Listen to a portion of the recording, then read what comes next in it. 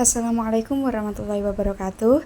Perkenalkan, saya Diana Fitriani dengan NPM 21187203065. Di sini saya akan menjelaskan materi mengenai e-learning pada mata kuliah e-learning dengan dosen pengampu yaitu Ibu Tutut Suryaningsih STMM.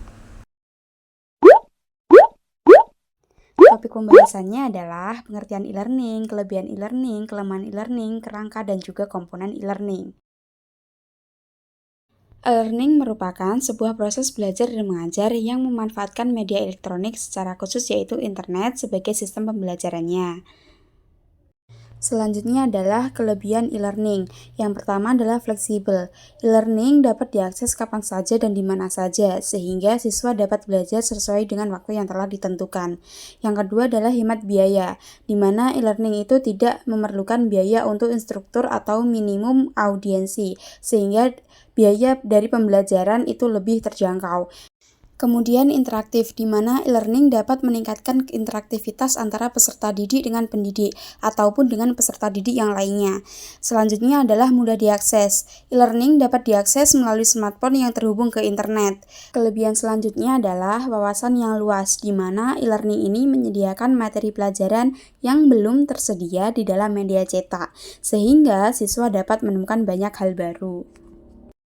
Di samping ada kelebihan, maka tetap ada kekurangan dari e-learning, yaitu yang pertama adalah kekurangan sarana prasarana. Meskipun lebih fleksibel dan mudah diakses, namun terdapat beberapa murid yang sulit untuk mendapatkan akses tersebut. Dan nyatanya, banyak murid dengan tempat tinggal yang memiliki jaringan internet buruk. Hal ini tentu menjadi kendala dari e-learning. Kemudian yang kedua adalah perlu pengawasan langsung dari orang tua.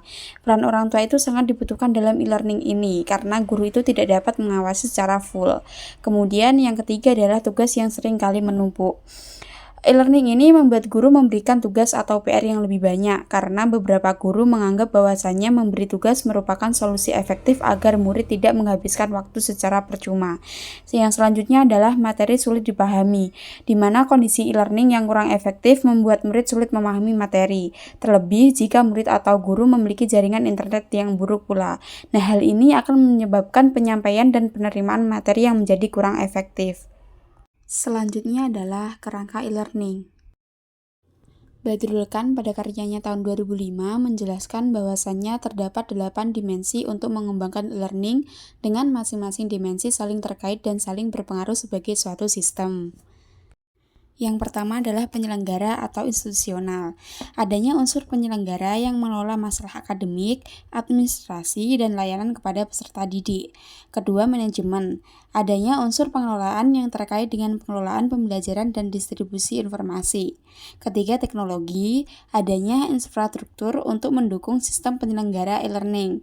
Hal ini meliputi perencanaan dan penyiapan infrastruktur hardware dan software seperti internet, LAN, WAN, koneksi, dan lain sebagainya. Selanjutnya adalah pedagogik atau pedagogikal. Adanya unsur proses belajar dan mengajar yang meliputi apa yang dipelajari, apa tujuan pembelajaran yang ingin dicapai, siapa yang belajar, dan bagaimana desain, metode, dan juga strategi pembelajaran yang digunakan untuk mencapai tujuan pembelajaran. Kemudian etika. Adanya etika penyelenggara e-learning seperti masalah hak cipta, hak kekayaan intelektual, aturan main yang berlaku khusus atau seperti sistem evaluasi, kebijakan khusus, dan lain sebagainya. Yang keenam adalah desain tampilan atau interface design. Nah, desain ini meliputi tampilan situs, isi navigasi, aksesibilitas, interaktivitas, kecepatan, dan lain sebagainya. Kemudian yang ketujuh adalah sumber daya pendukung atau resource support.